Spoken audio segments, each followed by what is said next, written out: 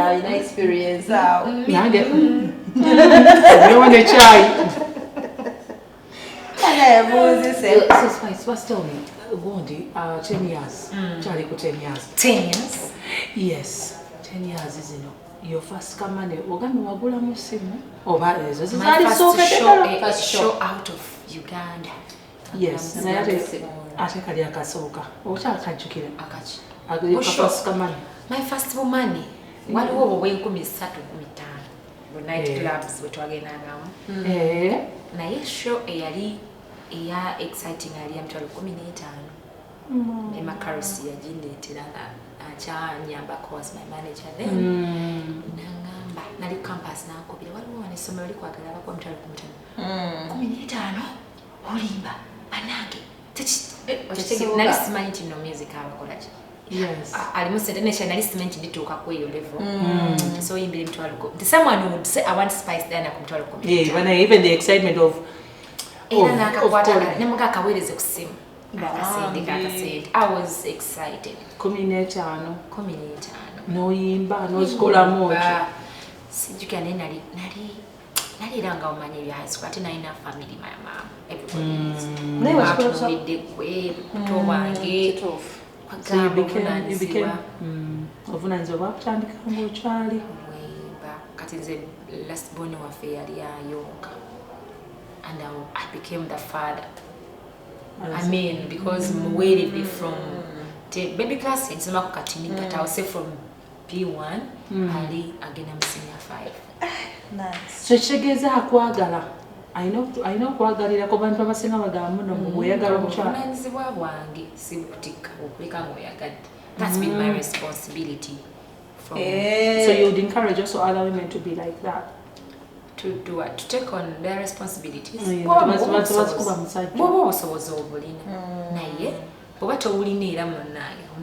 Would you allow somebody okugamba togenda kola? The men endaku zinabagamba nti bajja kukwana yadda. Naye onsanze enkola tongambe musikola. Nemle jebali banji by the way no. Asana okusanga ngero okola you have a stable job. But as for me, kwa no bonkoledde ki. Oyina okubanga kyonkoledde kiri worth that. I mean, I don't know, but I nkola kuwebeza family yange nafuna sent. Can you give me that money? Asobola n'okugamba mbongenda zikuwana atandika alimba kwano nagano kubikiriza nange sikiriza mbigambo bikora and because we've seen it amanyi ekirungi buno bulamu abawala bakulidde mu bulamu bwonna nola bakubintu mu reality nga sibya TV movies. We know what it means. Yeah, we've seen it all. You've seen a man come to your life, like your mom's life. Nagenda nola bakotatawo nagenda kati bwazo musajja nga nkuze kati choka kwata sobola kugenda. Just prove me that you're going to be there well and good. If you stay well and good, nice sisola kubeera on nega nti nange he has come to stay, is going to do everything for me. It's not for me. That's the mistake women make. It is not for me. So one thing I know, I'm going to make myself happy. Buli kirungi ngena chetu sako as me. Wafuna omusajja asobola obimpa well and good. And I love that. I love my man's money. Oh yeah, very sweet money. Sweet. Very sweet. Yeah. Ngozimpa. Naye ate there's no guarantee. Chito. Naye okolo kwange lifetime. Cause manyinga nina magula bine emikono each. Sente yange njagikola. Tenga yange woma sente iyo. Woma. Ayo musajja esinga okuwoma. So egali what you might ina sobola okugwa abantu bwebuzi. Oyo musajja kwamba. Like asobanga azikuwa natukanga na kyazikuwa. Obana ngo gamba nobera ngo yagala kati esimu eyebbe inagamba. Ineno nayo this one is equally good. Obena tena kadwa. Tenga gojagala kati nje gulira wemba nino obusobozi. Oh, so yours is sweeter. Mine is sweeter because you take really kubuza ati toina bowe buzaako. Chitufu. Wingire buko yagalanga I want it, I can get it. Like now. Na yo ino munyonyola ate eri nga tojolaba ati baby, you know. I know. So, but it is okay. okay if my man is supportive and he gives me his money. Naye nga tomusaba. Musaba yeye. Musaba bw'onyima it's fine. Because omuteka mulowooza nti tubateekamu. Tugezaako akatolo. Tugezaako naye akatolo tono. Sente y'omukazi bagigattika nnyo na bintu. Wanje. Sente y'omukazi tebagigattika. Naye maama tweyogerezaawo kati your first concert. Amayika tuli mu 10 years. Yes, we're talking 10. First concert yo. Yeah, did you organize it yourself? Bajigula mpulira batu okutunda concert. Kukola okusinga gojjekolera oba? Science oyo sinamutegeera waali. Naye I think ekintu normally kiwekwatiddemu ng'omuntu kinyuma nnyo because oyiwawo omubiri ng'olaba gwokirimu naye ate olimu waliyo abatusingako nga byemutegesi bwe mulimu ate nga gwoli muyimbi nga tebigatta ate nolwadde wetaaga amaanyi g'abalala kola pushinga ebintu kati nga yonkoze ne Keti buno mwaka for Serena anamanyi genjawulo gateekawo naffe eno neteekamu ne Roger nateekamu amaanyi the team was bagadets ne pushingira wamu 2 heads are better than Yeah. So the first one you organized first one naliko I twakolako ne balunywa naye mama kali ka concert naye mama nga omanyi entandikwa naye kolaba ku ngaka concert kawubanze esawa zondabanga ka concert because I've done bigger shows. Naye luli okola decision nti kambeere mu concert lwayutala. It was in 2018. Mwasoko kugula motoka first concert mwasoko kugula motoka yo? My first car najigula mu buvuluvulu bwangu na campus sebo nali nevuga. Second year nalina mu kaspasi yawo. Nevuga seba kutegeera. Nakasentezo obanga mulimu nezokubala amabanga. Mukwana temwaje bati ne kati omanyi obusiwufu obubeera ngani akuteeka mu motoka. Jebali no ngoya yagala kusiya yangu naye. Ebe bosibangu. Safuna kali mu kisoogo. Ngoku balaba batufune. So zona manyi go. Ne Range Rover manyi go enene ya red. Tugende mpola. Ndogera. Tugende mpola. Kati supasiyo. Mondese naye kangendera. Supasiyo. Najigula milioni 9. Milioni 9. Nasoka nipa bichizi. Twala 5. Mama wange alina kalimu ke yali akola ebiseera ebyo. Nampayo obusente bwe bamusasula bonna. Kati awo ebyasigala nensasulangayo ofunye ya 3 ofunye ya 5 like that. Nalina management gye nalina nga njawukanye nabo. Kati kawo omanyi ng'oli mu management akasente tekakutuuka kwa direct batomanyi nnyo ebikola. Then kati we natandika okwemanaginga akasente ate nga kyense n'okulinnyalinnya nga nkoze akayimba ne Palaso. Ngategete. Ya kati brand yali etandise okulinnya yali ayimbira emitwalo 3 kati nanyimbira emitwalo 8 kakadde ka mu kitundu. Emotoka ekulimu okusonda. Ebaya kati ngeyo up country ngakolera milioni nga 2 n'ekitundu. N'obusonda ne kakuvuga speed. Era kasupasi okoteka amafuta ne mugenda. Era okanyana. Naye mukwano nakatomeza. Kagwe mu kiwonko nakuba omulaka. Ne kagwawo. Bambi. Neka sawa bali mu mulamu. Ne bakakwata ne bakateeka ku poliisi ne kabeereyo ne kansala. Nenzira kaboda. Nenzamu nengula emmotoka endala. Wakatomeza ng'okola kyo wagwa. Katuli mu byalo eyo tugenda kuyiriba. Atona kasigo ali okavuga lwakubanga. Sinze nali kavuga. Nze ngende empanvu nga sisi wavuga. Kyokka ne gye naddamu ovuga ne ofuna ne bagibba. Naku eruma bannaye naku eraba omuyimbi banna. Bagibba ku Freedom City nagenda ofuluma ekigulu. Emmotoka teriiwo naye mukwano. Ekigezo ebituufu. Bituufu. Baba naye kati bakyanga kyekubera n'ebisumu. Era ebisumu zonna nali mbirina bwe nti nitukebera wansomi pia z'emmotoka ez'enjawulo ngagoloza katonyeka super custom ngaterabika. That was one of my worst. Wow. Kubanga nze kankubuli nakula akayumba kange akasookera ddala awo ayitawo batya nina kujjukirawo Makindye nentundawo ate ngula emmotoka. Can you imagine? Nenkatunda ngula emmotoka nesasulako emmotoka nefunako awo akayumba kenapangisaako fisako obusente neneyagala nga ndaba ndi mulodi. The super custom is also good since goyaganya ebyokwambala osobola n'oku etwala n'abantu abawera kwa navala nali mu kasupasiyo kati nengamba kafuneko bigger car. It was my dream to get a bigger car esifaana okukola mu ngendo because spasiyo was a light car. Naye babba emmotoka nenkoma ku zero nenkomayo era omwaka ogwo siri gwerabira 20 yelinga 2016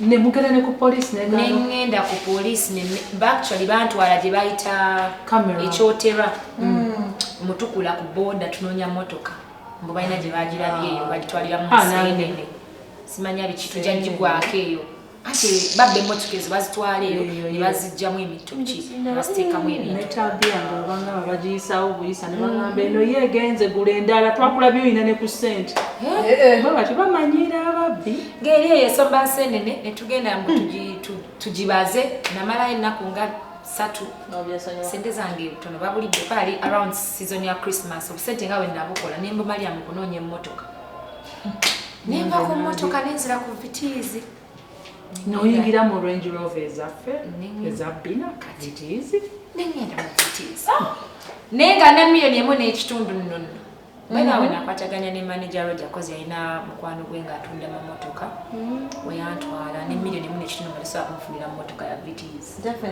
Nengenda nenga akatugende fune emmotoka mukwano gwa Roger mugambe nja kuyimba ebivulo manager nayogera naye netuwayo sente obutonotono ndemu ekitundu yayetandisa okukendeera ebifusa 5 engeri gyenkulaba buli ssaawa obeera oyagala kugula nnyumba oyagala kubeera wakoowa obupangisa sikubukoowa bwakujamaye lwakubanga bannange sikubukoowa naye ate kati olaba olaba ne bululu ne bwali toyina.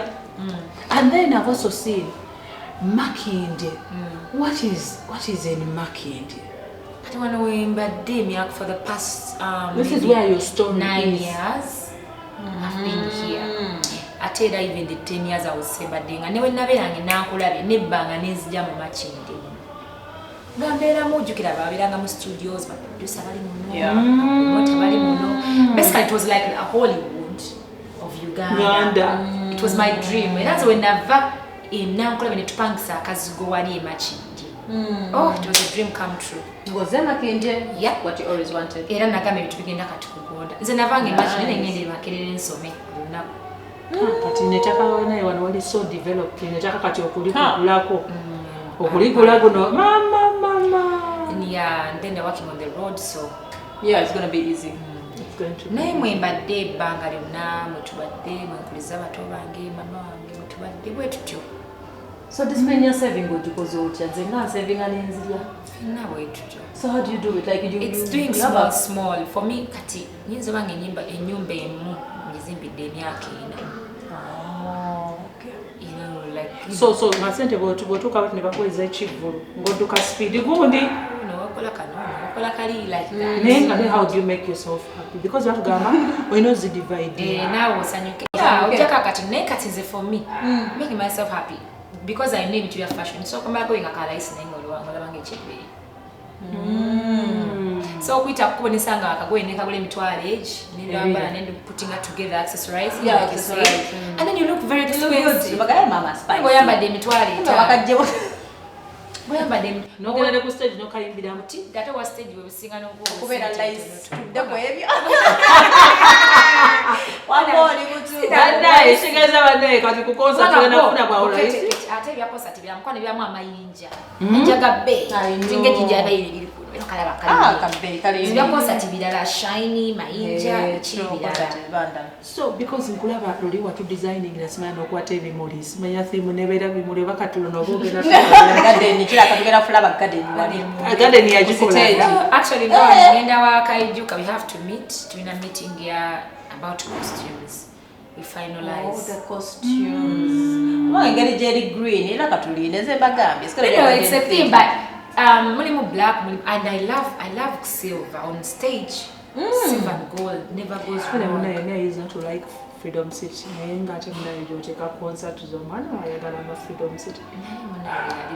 Naye Freedom City yangesembayo nagikyusa. You remember 2019 stage yali different. Yes, naye stage VIP era twalitutuulira katono ya no sound wayo kati nze nga kyefa kulaba byoyambadde engeri gyogenda okulinya ku stage binyumira kadera kati ndi wano okuba obufaananyi ngamba agenda kuyingira watya wagenda kukola atya kati Freedom City yo kale engeri eri enfundamu ate ne show yagenda abantu bajjula bangi nga katogo bannaye bali bangi nnyo so ogenda kubeera live live band ate kati nkuhandi bulala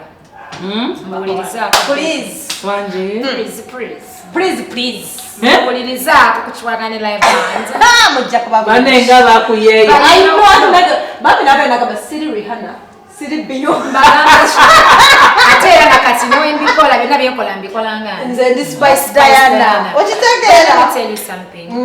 Olumu we need people to criticize us.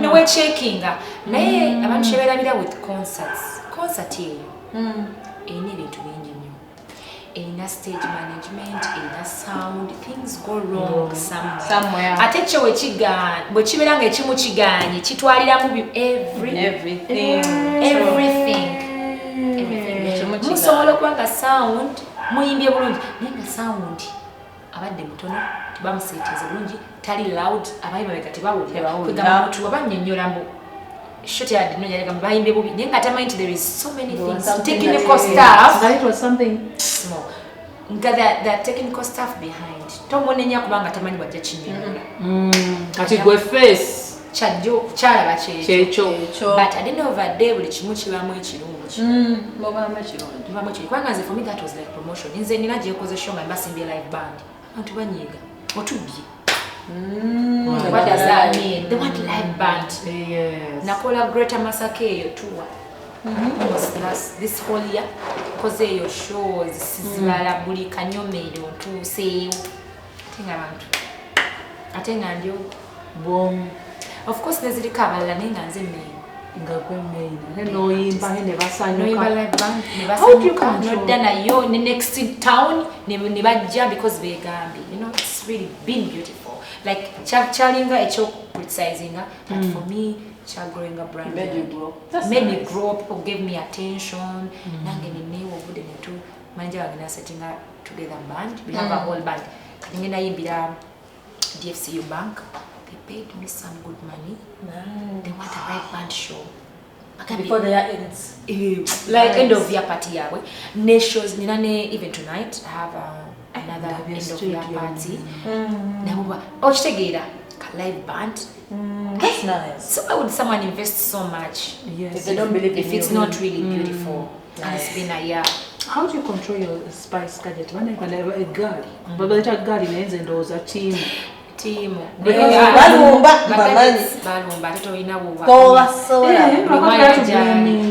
me, I think my fans are really disciplined. And do you talk to them? Because I thought you should others should borrow a leaf from yours to Yambako and then we see because what almost a gubasi Rachel ngate bagamba no yaleta kibeera munnyo naye banne kachembuza timu bwezi ti omuntu obeera do they need to talk to them? How do you do yours? Because now we know era nane bagondi nadendo zawe bali balabali bakuba abantu bokuba tubaina kati olaba n'ekyo nakyo kyaba bouncers. There are people who wanted to paint it bad just because nothing happened. Naye mukwano natukako nekyawa nengamba yi But how could some Spice Ugandans do that? are crazy, I'll tell you, I'll be honest. Abantu bagala nnyo paint kati mugambe one example ya concert yange. Nti walimu ebintu bingi ebirungi mu concert. N'omuntu agenda yesiba kantu kaki kamu koze stage tebangawo mu Africa. They Tebangawo. Everything changed kuva ku from industry ya Uganda when it comes to the stage setting and everything. Omuntu asaba ku appreciating ekyo najja kulaba ekibi ky'okoze. Those are people. Omuntu olina ba bouncer, and this has really, you've seen women, female artists come out they buy yogera ku biba facing when they go out to perform. Baba kwata bubi, baba sika ku stage, some crazy male fans acting weird. Yes. Securities kick kubanga nze nyimbira mu bantu bangi nnyo ate bakusika mbuledo oyinaita mu bantu ogenda ku stage. A lot of these things you have to be prepared. Naye omuntu nga tasobola ku affording akyaba bounce ayagala takikube because tasobola kukyafording. That is our industry. So bano naye bakuba babera, I mean babagala kukikuba bakyogerere bubi nti bounce abagundi bakoze be. Babera ba protecting ekitegeeza. They are always protecting me and they are doing a good job. Let me tell you, if it took yimbira mu bantu ababuli kika, abantu abakuziddwa n'abantu abatakuziddwa. True. Men that are crazy fans, and of course abantu abalina empisa ennungi. Yeah. Bolongo litali respect. Kati juzi omuntu asika wigi yo n'agitwala. Waliwo gwe baasuulidde akaleega. Kati basinga yabadde buyimikyawo mu chosen bali omuweza ko boxer mampereza echupa emu. Like, I mean, abantu banyimirwa mu ngeri yanjye. Crazy. So if you don't have security, this is for your life. Naye abantu just bubuli kambagala okukabukira ayogere kali bamulabe nti akoze ki neza abo bonna. So you people have control over these people ababa following a team or kubanga kati fe betulaba tubatugamba yo Spice uyatambula ne Spice. You don't have eriyo kati ba main nti official team erimu abananga n'abamu bamanyi because I'm been nabo for years. Been nabo for 6 years, for 7. I talk to them, I meet. We had a party when I arrived from America. Naline party the next day. Try celebrating her 10 years with them. Bakolyaneka party, bakola ne cake because they didn't see me on my birthday. So it was like a celebration. Kati to meeting, I will take pictures, nemba bulida banange, anything. Because we've had some wrangles online. Is it attacking abantu temuwemula temuvuma bede nabagamba n'ekisusse ono ngakuvuma nnyo mga cool down ajja kukakkana ekitegeera neka kibaluma babule baagala nabo okulumba bakulumba munayo omuliro teguzikiza muliro olwate kati banaye ekintu kya manager kino bamanager ddala bayamba industry like ngagwe like kulaba naye bamunga bagamba wakambe bwe managinga sente oberozi nabako izo zokulima okumanaging olumu because I mean you have a lot on your plate. We know like ogaba ku minimu kanizera ndina abaana abalala apart from manager Roger we have a team. Tuna abavubuka abalala tukolagana nabo kwata show tuyambeko registering am diary chief na receipt njiwe client. So it's also employing others noba ku minimu shonija no mwaka percentage like that. Ate no wewuka ate nabo ne bafuna kuki kukasente. Like everybody needs a management. It's a team. Shekeze bya manager Roger nawe tebyali bituufu. Maybe that. Yakubiranga mwaya ukana. Titoya ukana. But we've had. Nakwandera ndabe wano ya ingiti. We've had I mean abantu mufuna obutakanya abantu I mean nabakuza bamu bachakana nze mani n'emyezi mukaga ngasoge ne sister wange anyiziza ngakoze bye kidongo n'omunyiga nga kati nkugobye sida mukogera naye wetereza I mean oyo muganda wano blood nomane wekuba mutima na ne katolo abantu bokola nabo nga mwesanze gukulu bibamu. But nobody would want to ask ukanena abantu bakoze nabibanga. Zendi muntu nnyo when you see me you don't see 4 managers behind me. There's been like 2 people in my entire 10 years and then Roger. Because people are already assessing agenda kukola atya Roger agenda mulekawo people can talk. Yeah, I know. It's okay they can talk. But life is life. n'omwana ava mu bazadde be abamukuzizza bwe bati n'akula obulamu ne bumusanga n'ayiriba nabo. So muyimbi aliyo naye yeetaaga manager. Everybody needs people, needs a manager. You need people around you to work, but you need a good person. Nakyo kiri awo. We need managers. Manager literally. Even to know ebizibu. Do you know working with someone? You know where Naye today, tomorrow, mwaka webakusatu. You need to be tolerant enough. Oh yeah, true. Naba manager nabo si bangu. As generally abantu tetuli bangu. Yes. Okitegeera abantu tetuli bangu. So banayimbi abapyo oba gudechi. Nadala abawala bano abayagala okuyingira industry. Mpola bakwate empola. Bugusimuliro and competition is good. It should be healthy and also mind what you do if you want to get up there, because it's going to want you. Because I've heard stories of young people. I know. Beja jamyazi banange munye jaga kufuna sente nkole video nungi, you sleep around with men. But they give them no choice. No choice. Manager akulemerako nagamba okutambuliza akayimba video. Mukwano kati nze let me tell you something that is funny. Nze we natandika okuyimba. Era bete bibula masomo mwana bulungi. Atoli muto they want to take advantage, you're naive. Ebibatu left right. Nezi nagamba ekintu eki. Ekyange kigenda kuba kyange. If I'm meant to be, I'm going to be. You'll be. I'm not desperate and sigenda kuba so ambitious, because when you automate, you don't know who to give. You give this one, the other one comes. And then you give this one tajja kolya kyoyagala. Byonna tagenda na bikola, because music is a journey. Gambe ntino oyina okukola ekintu kyogenda okulivinga nakyo. In that wemba mpaddeko ono whether anyambi batanyambi ekikoze nga ng'oyagadde, it's a choice not to take me up there, because ogenda kaba amaziga wano ng'oli sita naye ng'okaba amaziga ng'akale gundi naye yampitamu my God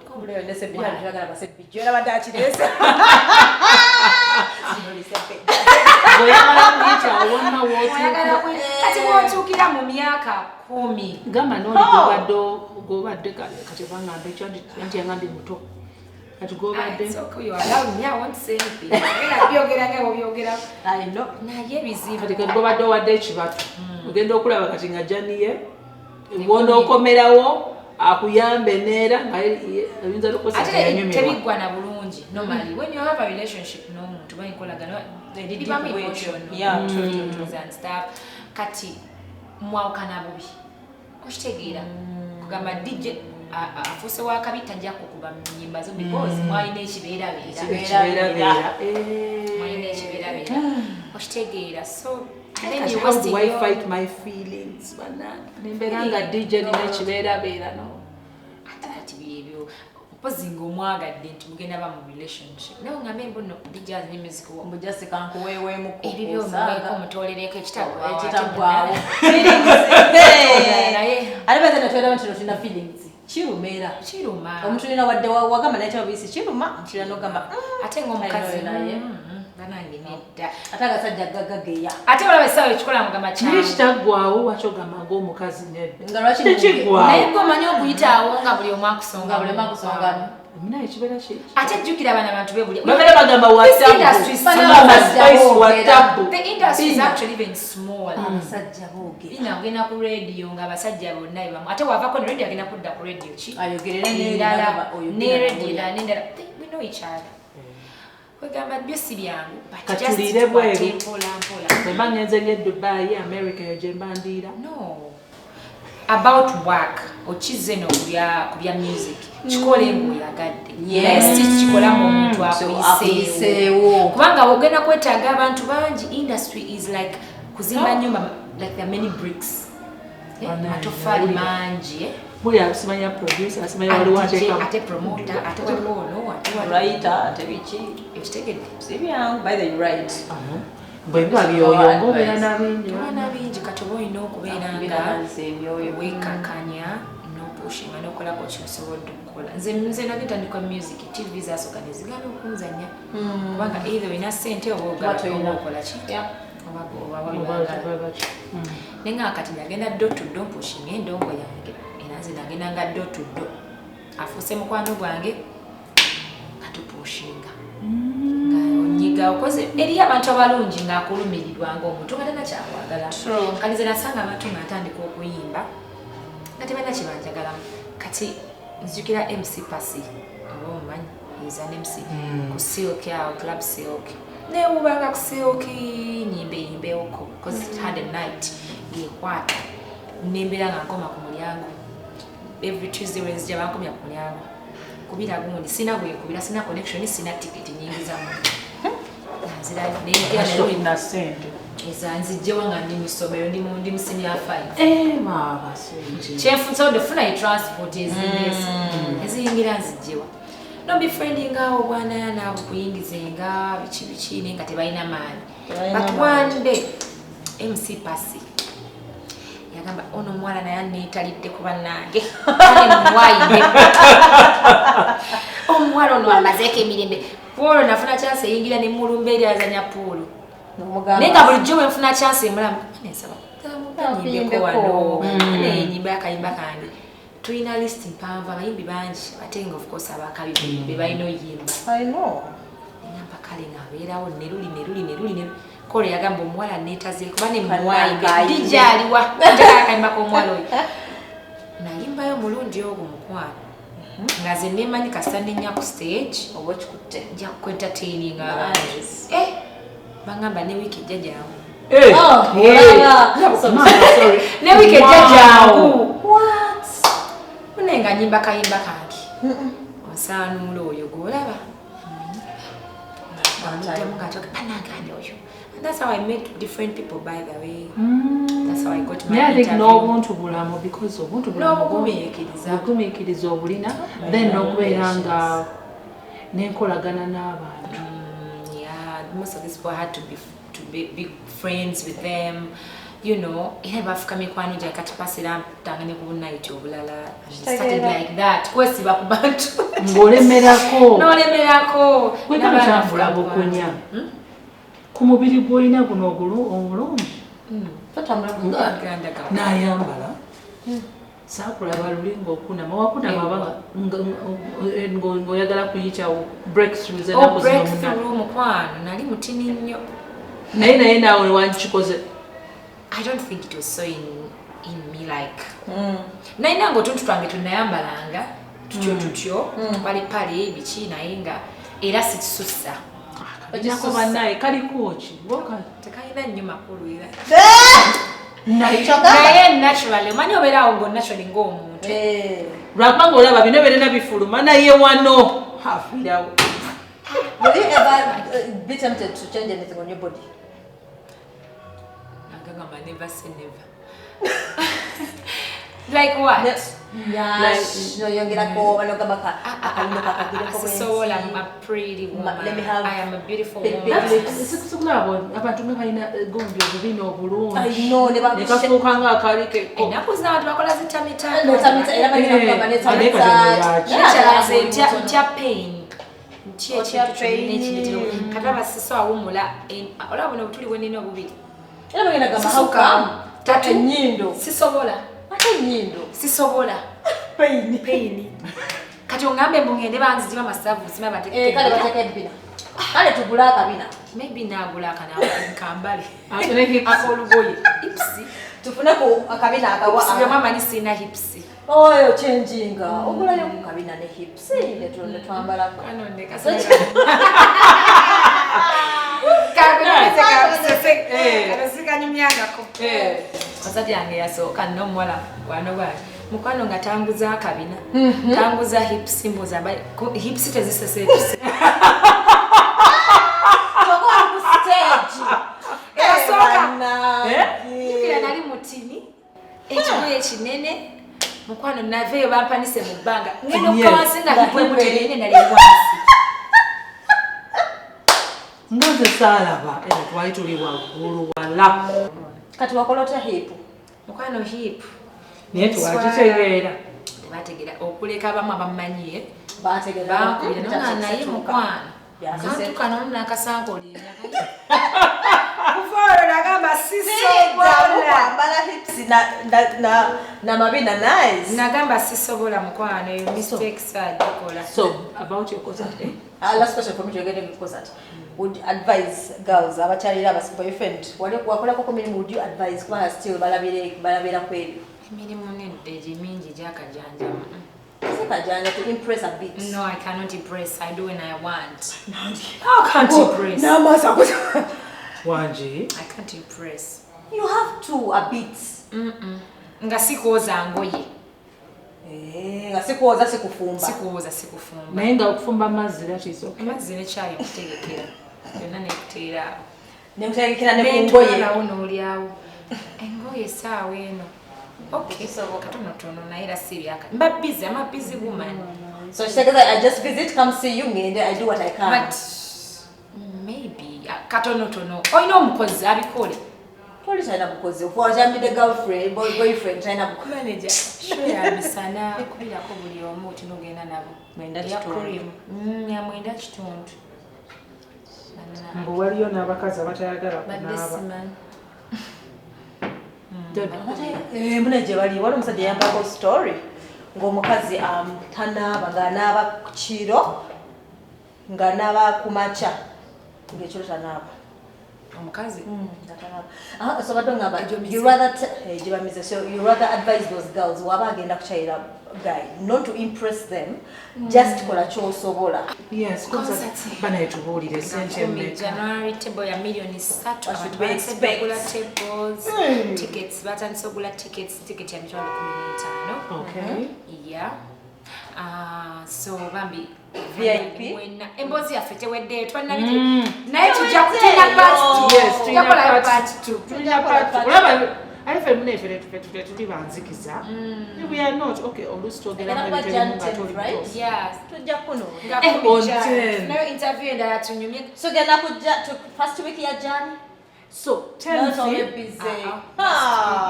weekend December emotoka nayo ekyaliwo nali manyayo wakitunda n'ofuna eri. Spice kanyewo kyali naye ako ka next episode. Next episode guys. naye emitwalo 15 so tugula ogenda kula table. Bina baby ku sente z'okoze. Ku sente zaako bantu bameka Bantu 8.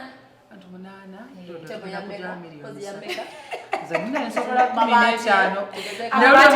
Amanyi nno ngamba abati gana bameka ago bina. Atugambye muletu tulina mbotujja kuwesanga buli omu. Mule masa. Balayo kale bati ni bofuna 3. Galije. Bati gali budde weeri. Ate muna abanaku bakyayagala gali mpicha waabwe buzibu. Kati awo olina buzibu kinekyo. Wakiri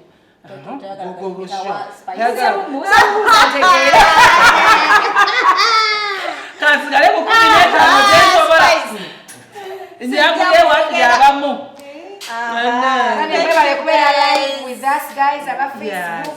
Thank you so much. Thank you. Bye bye. Mukebere no gundi mu sharing. Yes. N'abantu bagirabe embozi badde enyuma. Nogenda. You have to go. Party to ejja. So do I get a hug? Of course. Why? Oh my God. Last time I got you Bina Noyomba. Hey, why am Bina? No, yangumiza. Yayomba. Ne managers. Mwekigambo ekyo Bina. Tachagala. Bane bache kamere katika kole kucha kamere. Kale. Bye bye guys.